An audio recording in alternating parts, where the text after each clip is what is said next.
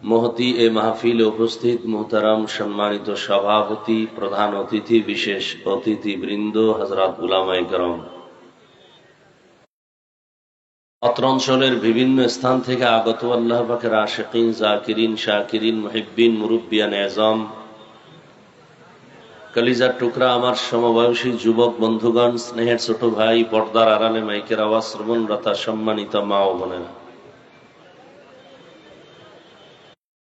আল্লাহ পাকের দরবারে শুকর যে আল্লাহ পাক আমাদেরকে হায়াতে বাঁচিয়ে এবং সুস্থ রেখে পৃথিবীর লাখো কোটি মানুষের মধ্য থেকে বাছাই করে সুন্দর এই বেহেশতের বাগান, উলামায়ে আহলে হকের এই মজলিস, গুনাহ মাফের মজলিস, তওবা কবুলের মজলিসে আমাদেরকে আসা বসার তৌফিক দান করেছেন। নেয়ামতের শুকর আদায়ার্থে ঈমানের আওয়াজকে উঁচু করে এক আওয়াজে উচ্চ কণ্ঠে জবান খুলে দিল থেকে পড়ি আলহামদুলিল্লাহ। দরুদ ও সালাম সৈয়দুল মুরসালিন, রাহমাতুল লিল আলামিন, শফিউল মুজনিবিন, খাতামুন নবিয়্যিন, সৈয়দুস সাকালাইন, ইমামুল মুরসালিন, শফিয়ে আযম, রসুল আকরম, রহমত আলম, নবীউল আরব আল আজম, হাবিবে কিবরিয়া, আশরাফুল আম্বিয়া, সৈয়দুল আম্বিয়া, শফিয়ে মাহশর, সাকিয়ে কৌসর, আকা ইনামদার, মদিনা का ताजदार, आफताब नबूवत, फख्र मौजूदात, सैयदुल मखलूकात, हजरत मुहम्मदुर रसूलुल्लाह सल्लल्लाहु अलैहि व आलिहि वसल्लमेर উপর সর্বোপরি শুকর যাদের অক্লান্ত পরিশ্রমের মাধ্যমে আজ সুন্দর আয়োজন, সময়, পরামর্শ, অর্থ দিয়ে দোয়া করে উপস্থিত হয়ে মাইক, লাইট, প্যান্ডেলের ব্যবস্থাপনার মাধ্যমে যারা সহযোগিতা করেছেন, এলাকার যুবক, বৃদ্ধ, ব্যবসায়ী, শ্রমিক, চাকুরিজীবী, বিভিন্ন শ্রেণী পেশার মানুষ, জনপ্রতিনিধি, প্রশাসন, উলামায়ে হযরত, আইম্মায়ে মাসাজিদ, মাদ্রাসা কর্তৃপক্ষ, প্রত্যেককেই আল্লাহ পাক খেদমতের বরকতে দুনিয়াতে শান্তি, পরকালে চিরমুক্তির ব্যবস্থা করে দিন। হযরত উলামায়ে কেরাম কোরআন সুন্নাহ ভিত্তিক দিক নির্দেশনামূলক আলোচনা রেখেছেন। উলামায়ে কেরামের কথাগুলো সহি তরিকায় সবাইকে আমল করার তৌফিক দান করেন।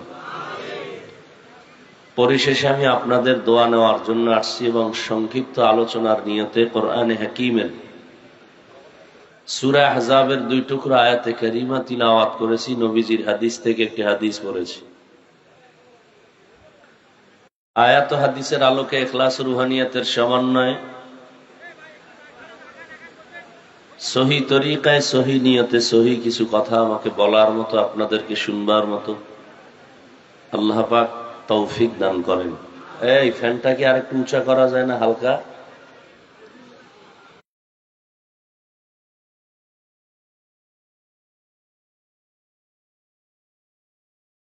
আল্লাহ পাক বলেন, ইয়া আইয়ুহাল্লাযীনা আমানুত্তাকুল্লাহ, হে জগতের মুমিন, তোমরা তাকওয়া অর্জন করো তথা আল্লাহকে ভয় করো।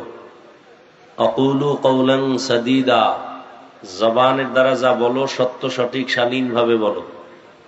ইউসলিহ লাকুম আমালাকুম, বিনিময়ে তোমাদের জীবনের সমস্ত আমলগুলো কবুল হয়ে যাবে।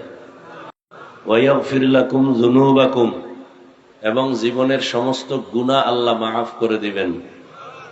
ওমাই ইউতিইল্লাহ ওয়া রাসূলাহু, যে বা যাহারা আল্লাহ এবং রসুলের ইতাআত করবেন, অনুকরণ করবেন, ফাকাদ ফাজা ফাওজান আযীমা, অতঃপর তাদের বিজয় হবে চূড়ান্ত বিজয়।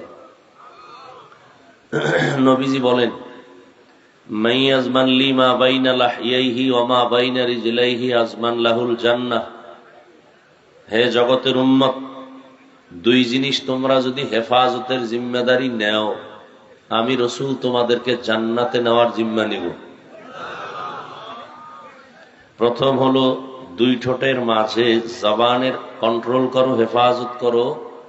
দ্বিতীয় লজ্জাস্থানের হেফাজত করো। এই দুইটা জিনিসের হেফাজত যে করবে, আমি রসুল ওয়াদাবদ্ধ তাকে জান্নাতে নেওয়ার জিম্মা নিলাম।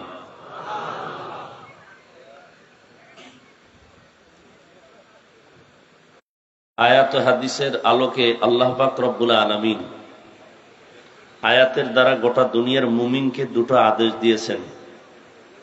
যারা আদেশ দুটো মানবেন তাদের জন্য নগদ দুটো পুরস্কারের ঘোষণা করেছেন। প্রথম আদেশ হলো আল্লাহকে ভয় করো, তাকওয়া অর্জন করো। দ্বিতীয় আদেশ হলো জবানকে কন্ট্রোল করো। এই দুটো আদেশ যারা মানবেন তাদের জন্য দুটো নগদ পুরস্কার। প্রথম পুরস্কার, জীবনের টুটা ফাটা আমলগুলো কবুল করে নিবেন। দ্বিতীয় পুরস্কার, জীবনের সমস্ত গুনাহ মাফ করে দিবেন। কয়টা আদেশ মানলে? দুইটা। জবান খুলেন,